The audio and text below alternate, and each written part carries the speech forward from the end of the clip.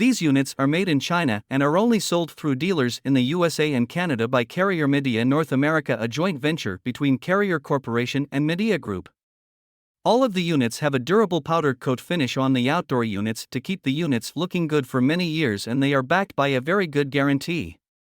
They have refrigerant leak detection but only use standard washable filters, which are not as good as many other brands.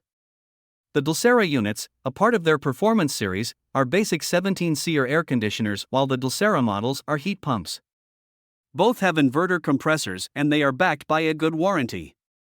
They are available in either 115-volt or 208/230-volt systems, and both the indoor units and the outdoor units are very quiet. The QuietComfort DLCSRA models are premium single-zone heat pumps with a 24.7 SEER efficiency, while the DLCMRB models can serve up to 5 indoor units from a single outdoor unit and have a 25 SEER efficiency rating. The DLCPRA models, a part of their Deluxe Series, offer ultimate heat pumps with a 40 SEER efficiency rating, but they only have the standard washable filters, which do not effectively help the indoor air quality.